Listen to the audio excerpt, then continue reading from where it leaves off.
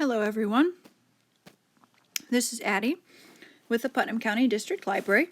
I wanted to share with you guys a couple quick tips and tricks that you can use with your iPad or your iPhone. I'm going to be showing you on my iPad today, so that's the word I'm going to be using, but just know that iPad and iPhone are kind of interchangeable here. These tricks will work on either device. So this project was made possible in part by the Institute of Museum and Library Services and the State Library of Ohio. So to begin, I'm going to show you some pictures here of some of the buttons that we use on a regular basis with our iPad. So this picture is a picture of my iPad, and at the bottom I circled what is called the home button. Okay, that's the word I'm going to be using from here on out, the home button. That's the name of that circular button at the bottom of your iPad. Okay, the other button I wanted to talk to you about real quick is the lock button. So the lock button on an iPad is up on the top bar, the very tippy top of the iPad on the right-hand side. It's a low, oblong kind of flat bar. It doesn't stick out very far from the iPad. But that's your lock button on an iPad. And then on an iPhone, your lock button is down on the right-hand side of the iPhone. Okay, so what is the point of the lock button? Well, if you press it, it locks your screen. This is useful for a couple different reasons. The first is that it's a battery saver. If you get in the habit of locking your screen when you're done messing around with your iPad, locking the screen shuts the light off inside and closes the screen down so it goes black, thereby saving all of the energy that it takes the iPad to keep that screen lit up. Locking it will save the battery for that. The other really nice thing that the lock button is good for is more for use with an iPhone, but if you're in the habit of finishing up whatever you're doing on your iPhone, playing a game or looking something up or emailing somebody, and you slide that phone into your pocket or into your purse without locking it, you may inadvertently end up calling somebody or opening up a bunch of apps because that screen is still awake. By pressing the lock button, you're putting the screen to sleep. So you're saving the battery, like I just mentioned, but you're also preventing yourself from making accidental phone calls from your pocket or your purse. So if you can get in the habit of locking that screen before you put it in your pocket, you will prevent some of those unintentional phone calls. Sometimes it even happens, I think, like if you're at church or in a meeting or something. So locking the screen will help prevent that. The other thing I wanted to talk about was the finger commands that we use when we're talking or using our iPad. So when you want to give the iPad a command, I took a picture of my finger here, obviously, and then I circled the part of my finger, the part of your finger that you want to be using to tap on the screen. Okay, it's kind of that front finger pad area, and you want to make sure that you do more of a tap versus like a full finger hard push or press. You really don't have to push very hard. The iPad screen is pretty sensitive, so the lightest little tap of that part of your finger is enough to tell the iPad what you want it to do. Okay, I'm going to spend a little bit of time here in a second talking about another finger command called the press and hold that we use to do some other things, but it's the same. You still want to use that same part of your finger to do the press and hold, and I'll explain more of that here in a second. So I'm going to close up my photos here by pressing that home button at the bottom, and now you're looking at my iPad screen. So the other thing I wanted to talk about real quick was your Apple ID. I get some questions about the Apple ID from patrons when they come in for tech help with me, and everything I'm covering today are responses to questions that I get on a fairly regular basis from patrons. So this is kind of a quick how-to, how to use your iPad and take advantage of some of these little shortcuts and tricks that they come installed with, but that perhaps nobody ever explained to you when you purchased the iPad, right? So a pretty important function or feature is the Apple ID. So what is your Apple ID? That is your username for Apple. Okay, your username or your account name, whatever word you want to call it, that's what that is for your Apple device. Okay, you want to make sure if you have more than one Apple device that you're using the same Apple ID for all of them. Don't create new ones every time. Use the one you started with. Okay, so that is your username. That's how Apple recognizes you. The tricky part about the Apple ID is that Apple requires you to choose a username or an Apple ID that is an email address. Okay, so it's going to have at da da da da da in it. That's all part of the name. So I'm going to show you mine. I think that might help. So I just opened up my settings app, and now you're looking at it, and in the top left corner it says settings, and then below that it says Adrienne Capel, Apple ID, iCloud, iTunes, and App Store. I'm going to click on that bar, and now it opened up on the right. At the very top it says Apple ID. It has the little image of a person if I wanted to put my picture in there. And then it says Adrienne Capel, which is obviously me. And then down below, adriennecapel@gmail.com. That whole email address is my Apple ID. So you want to make sure that your Apple ID email address is still an active email address that you are able to check, and do check on a regular basis, because if Apple needs to contact you about anything, they're going to use that email address. Okay, so that is your Apple ID, is your email address. And it should, whenever you purchased your first Apple product, they should have had you set up that Apple ID and password from the get-go.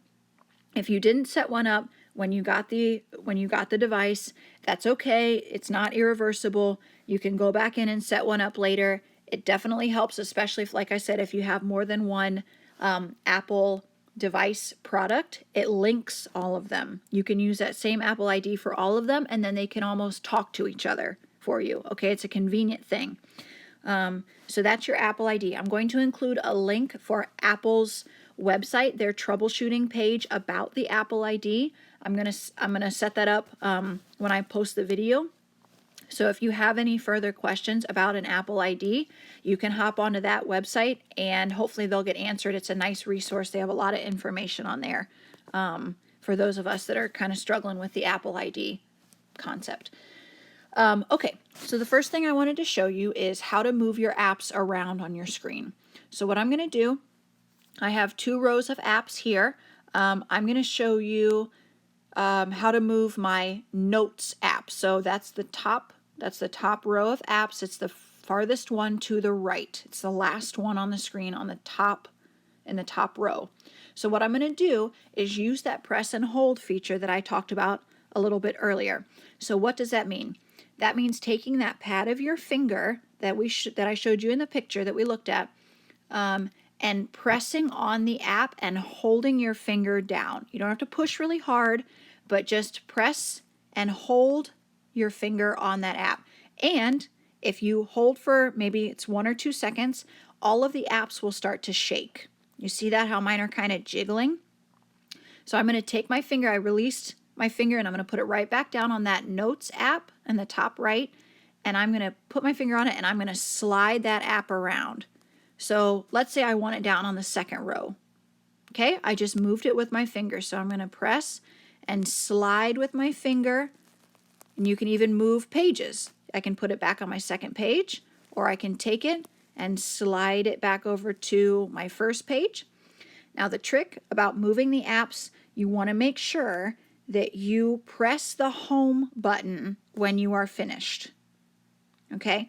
Or depending on what iPad or iPhone you have, there is a little, you can see up in the very tippy top right corner, it says done. I can press on that done button and it will also stop the apps from shaking. When you press the done button or the home button and the app stops shaking, you have confirmed to the iPad that it has done what you want. Okay, that you no longer want to move them around anymore. You want to confirm that they are in the right spot. Okay, so make sure that whenever you're done sliding your apps around, that you hit the home button or the done button so that the apps stay where you put them, because otherwise they can still move around. You know, they're not locked in place until you manually stop them shaking. Okay. So let's say like down here at the bottom of my iPad, you can see like just below our feet in the picture, you can see my sandals and his shoes, and then below that there's this gray bar. That is your shortcut bar. Okay, that's what that's called, is your shortcut bar.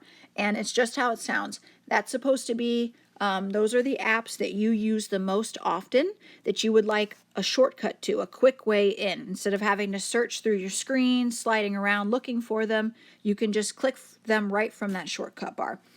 So down there, I have the green Messages app is the first one on the left, and then the Safari, the blue wheel, the Music, my Photos app, and then the email shortcut button. Okay, so let's say I don't really want my Music app in there because I don't really use my Music app. So we're going to use that same press and hold function that we did earlier. And I'm going to go into the 1, 2, 3, third one here, and I'm going to press and hold my finger on that Music app. And you can see it kind of expanded for a second, and now it's shaking. I'm going to take my finger and push that app up where I want it. And then I'm going to press the home button to confirm that that's where I want it. Okay, so now I only have 4 icons down in my shortcut bar, and the Music app is up at the top.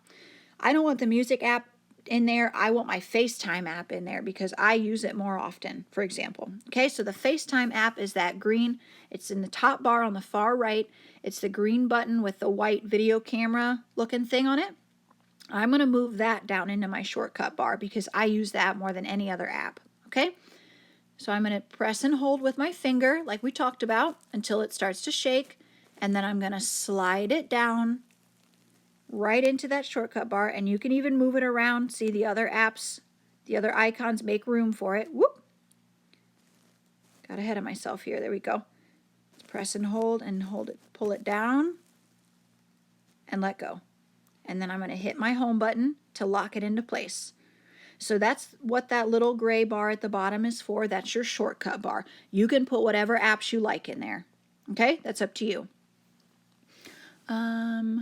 Okay, the next thing I wanted to mention real quick was if you want to put your apps into folders. Now, you actually just watched me do it a second ago by accident, which just goes to show you that you can know what you're doing and still goof up on these things, and there's not really anything that can't be reversed. So if you move stuff around or you delete something, or all of that stuff can be reversed. We can put it back. We can get that app back. Don't be afraid to play with these things to really get to know them. The more you play with them, the more comfortable you will feel about using them, and potentially the more pleasure you might get out of using them because they won't frustrate you anymore. Okay, anyway, let's move some of these apps into folders. Okay, moving an app into a folder, moving multiple apps into folders is a nice way of keeping your iPad screen organized, especially if they're apps that you really don't use very often, but you might someday. You don't want to delete them, but you don't really want to look at them all the time. This is kind of the option for that. Okay, so for example, I don't really ever use my voice memos app, which is the second one in the top row. The voice memos app is like a black with red and blue and white on it. And I don't really ever use my Files app either, which is the fourth one in that row with the blue file folder on it. So what you're going to do is put your finger on either one. I'm going to put my finger on Voice Memos because that's the one I mentioned first. You're going to press and hold, like we talked about, on that app until it starts to shake. And then I'm actually just going to slide that guy right over on top of the Files app. Okay, right over the top of it. And then I'll release. Look at that. The iPad created a folder for me already. I'm going to press my home button so they stop jiggling for a second. And it called it Business. Okay? When I click my home button to close that folder, you can see it's now the third icon on the top row of my screen. And instead of being 2 separate little icons, they're now grouped together in the folder called Business. Do you see that? I'll click on it on Business. So it's the 1, 2, 3rd app. Okay, and that I can access them from there. So it just makes your screen look a little bit cleaner. It's less apps to look through, you know, if you're searching for something, if you do it that way. Now you can also change the name of the folder if you want to. Okay, so all you're going to do is press and hold on the title where it says business. I put my finger right over that word business, and I'm going to hit my back button and change it to, I'm going to call my folder whatever, because I don't know what else to call it right now. Whoops. And then I'm just going to hit my done button, and I'll hit my home button, and now I've confirmed all of these changes.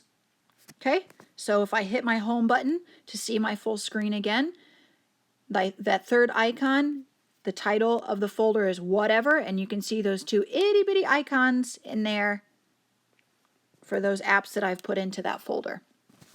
Okay, easy peasy. Okay, the next thing I wanted to talk about is deleting an app. So I don't really use my photo booth app, which is the 1, 2, 3, 4th one on the top row. It's red with that white picture that looks like a photograph. I don't use that photo booth app. I never have. So I want to delete it because it's just taking up space on my screen and I don't need it there. So I'm going to do the same press and hold function that we've been practicing.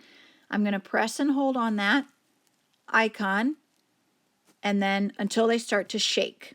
Okay? I'm not going to move it anywhere. Instead, this time I'm going to press that little gray X in the upper left-hand corner of that app icon. Okay, so you can see the red photo booth, and then on the upper left corner there's that little bitty, it's a circle, and inside is an X. I'm going to press that X. And it asks me if I want to delete photo booth, which I do. So I'm going to hit that red delete button, and it's gone. And then I'm going to hit that home button to confirm the change. Okay, now that app is no longer on my screen. I don't have to worry about ignoring it or moving around it. But let's say in a couple weeks I realize that I actually do want to start using that photo booth app. Okay, I can get it back, no problem. To do that, you're going to click on that blue button that says App Store. It's the 4th icon in the top row. It's a blue square with a white A. I'm going to click on App Store. I'm going to wait for it to load. I usually recommend this to patrons when they come in. So if you're in the App Store and you're looking for a specific app, you know, if it's Words with Friends or Scrabble or, you know, whatever app you want to be downloading to play, if you look on the bottom of the screen, way down at the bottom, you'll see 5 words: today, games, apps, arcade, and search. So normally when you open up the app screen, it's going to pull up today. I've already been in the App Store and pressed on the search button, which is why mine didn't look that way. But this is normally what it's going to look like when you open up the App Store. So you're going to go down, you're going to skip over all of the words until you get to search, and you're going to press on the word that says search. And it should turn blue when you press on it. And then I'm going to type in that bar up at the top. So it says search, and then below that it says there's the kind of grayish bar, games, app, stories, and more. I'm going to tap in that anywhere in that bar, and I'm going to type in photo booth. It's the 3rd one here. It already started to give me some suggestions, so I'm going to click on photo booth. And the very first one is TikTok. The second one with that red icon that you might recognize is photo booth. Okay? To the right of that, there's a blue outline of a cloud with an arrow coming down. That's what I'm going to click on. Okay, what that means is, what that icon means is that the iPad recognizes that's something that I have already had downloaded, and I can re-download it. Okay, what that means is basically that means re-download versus all the other apps that it's offering on this page. They all say get. So like if you look at the one to the left that says TikTok, the very first app that it's advertising here, you can see the word TikTok, and then to the right of that there's a white little bar, and inside the bar it says get. Okay, all of the other apps say get because I've never had them before. photo booth gives me this little cloud with the arrow because I have had it before. It's actually offering if I want to re-download it out of the cloud because it's still got it in the cloud for me. I'm going to tap on that blue cloud. There's the spinning wheel, and then it downloaded it super quick.